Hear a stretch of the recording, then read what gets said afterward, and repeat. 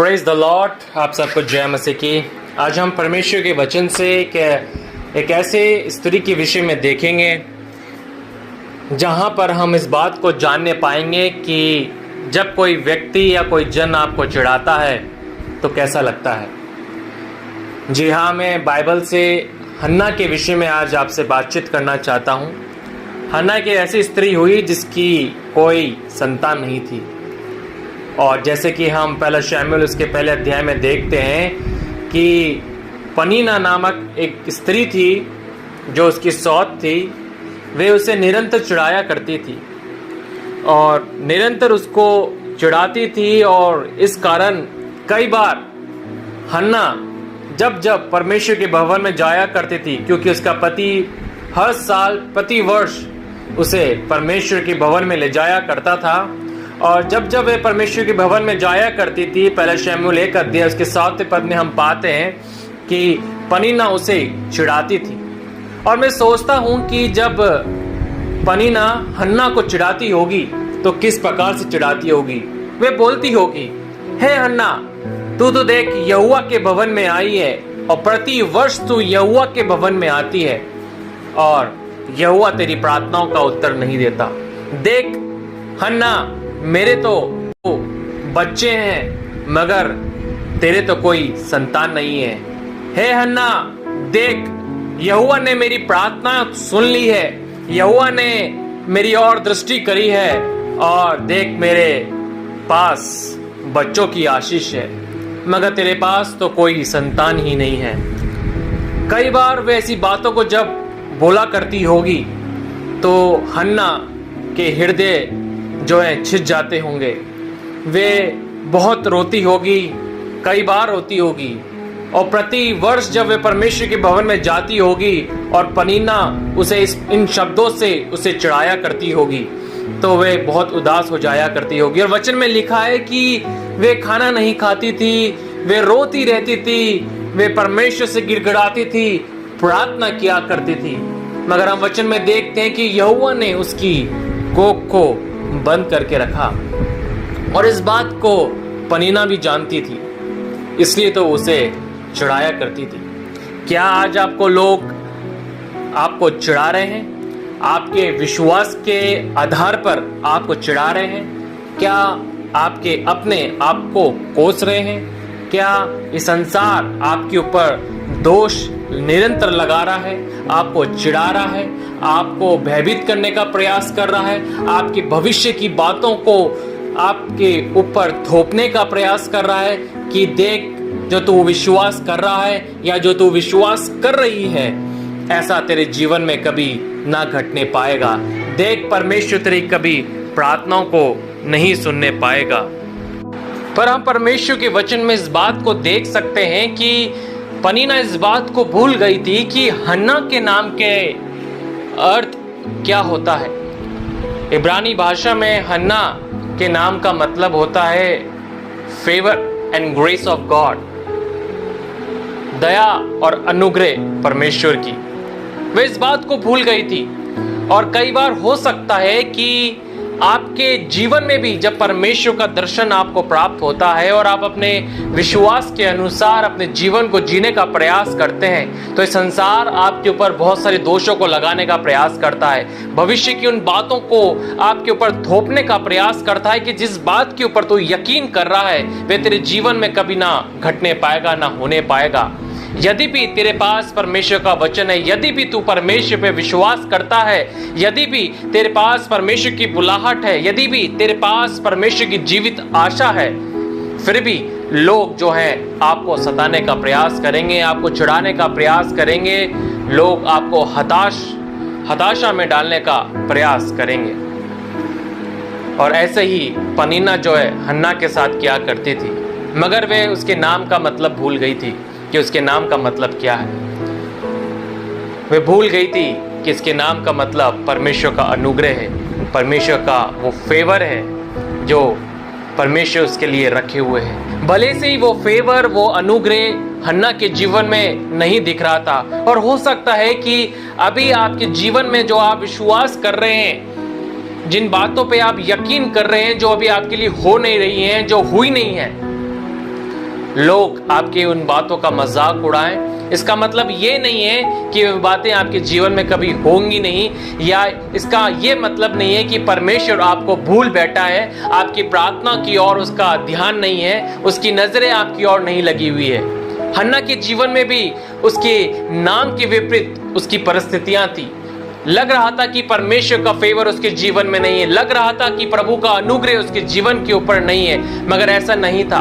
परमेश्वर उसके जीवन में रुचि लेने वाला परमेश्वर था, परमेश्वर उसके जीवन को देखने वाला परमेश्वर था, उसकी प्रार्थनाओं को सुनने वाला परमेश्वर था, उसके आंसुओं को अपनी कुप्पी में रखने वाला परमेश्वर था। और आज इस वचन के आधार पर मैं आपको बातचीत करना चाहता हूं आपसे कि परमेश्वर आपकी प्रार्थना की ओर अपने ध्यान को, अपने कान को लगाए हुए है। वे आपके आंसुओं को अपनी कुप्पी में रखे हुए है, वे आपको देख रहा है। मैं अपने जीवन से एक बात आपको शेयर करना चाहता हूँ। मेरी एक गवाही है जीवन की। जब मैं प्रभु में नहीं आया था, मैं एक मसीह परिवार में मैंने जन्म लिया था,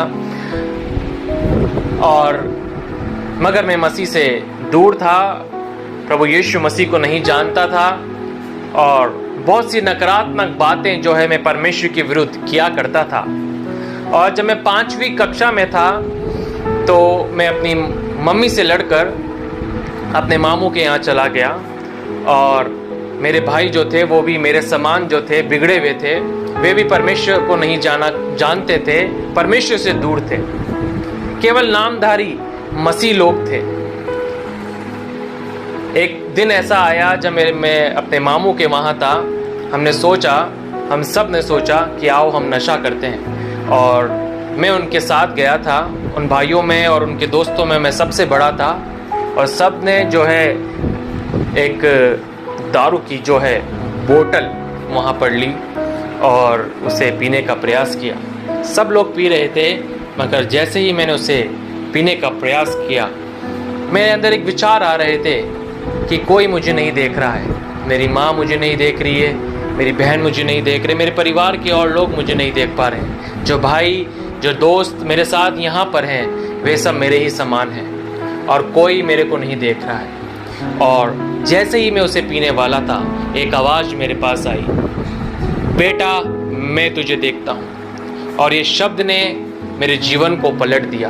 एक डर, एक भय मानो मेरे जीवन के अंदर आ गया कि कौन है जो मुझे देखता है, किसकी नज़र मेरे ऊपर लगी हुई है। और इन शब्दों का पीछा करते करते मैंने यीशु मसीह को जान लिया।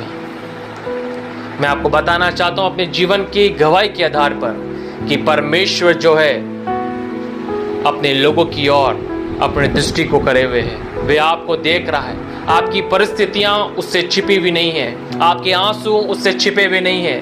वे आपकी हर एक प्रार्थनाओं को सुन रहा है, भले से उसका उत्तर अभी आपको नहीं प्राप्त हुआ हो, भले से आपकी परिस्थितियां आपके विश्वास के विपरीत हों, मगर मैं आपको बताना चाहता हूं कि हमारा परमेश्वर जो है दृष्टि करने वाला, अपने लोगों की ओर अपने ध्यान को रखने वाला, अपने लोगों की चिंता करने वाला परमेश्वर है। और उसने हन्ना की भी चिंता करी। जब हन्ना रोई, परमेश्वर के भवन में गई, उसके मुंह से जो है शब्द नहीं निकल पा रहे थे, उसके होठ तो हिल रहे थे मगर उसके मुंह से कोई शब्द नहीं निकल पा रहे थे। परमेश्वर ने उसके उन शब्दों को भी पहचान लिया, उन शब्दों को भी सुन लिया। तो वे क्या आज आपके जीवन की उन परिस्थितियों में से जिनमें से आप होकर जा रहे हैं, परमेश्वर पे यकीन करते हुए जा रहे हैं, परमेश्वर की ओर ताकते हुए जा रहे हैं, क्या वे आपके उन क्लेशों में से, उन दुखों में से, उन आंसुओं को क्या वे नहीं देखेगा? क्या वे उससे अनजान है?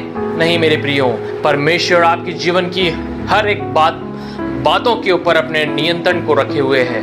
चाहे भले से आप कैसी बातों का सामना क्यों ना कर रहे हैं, मैं आपको इनकरेज करना चाहता हूं कि परमेश्वर का नियंत्रण जो है आपकी परिस्थितियों में है। जैसे परमेश्वर का नियंत्रण हन्ना की परिस्थिति में था और परमेश्वर ने अपनी महान सामर्थ को उसके जीवन में प्रकट किया। एक समय आया जैसा उसका नाम का अर्थ था, परमेश्वर ने अपनी दया को, परमेश्वर ने अपने अनुग्रह को, अपने फेवर को उसके ऊपर प्रकट किया और उसे एक संतान की आशीष दी।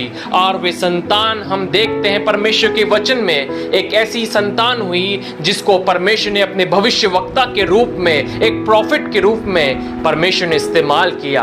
हम वचन में इस बात को देख सकते हैं, पनीना के संतानों के नाम नहीं दिए गए, कोई नहीं जानता कि उनके बच्चों के नाम क्या थे, मगर हम देख सकते हैं कि हन्ना के बच्चे के नाम को आज हम जानते हैं और उसको वचन में पढ़ते हैं कि उसके बेटे का नाम, उसके पहलोठे का नाम शमूएल हुआ और परमेश्वर ने उससे बुलाया, अपने महान कामों के लिए बुलाया, अपनी महान बुलाहट को उसके जीवन में प्रकट किया और अपने महान अभिप्राय को उसके जीवन के द्वारा पूरा भी किया।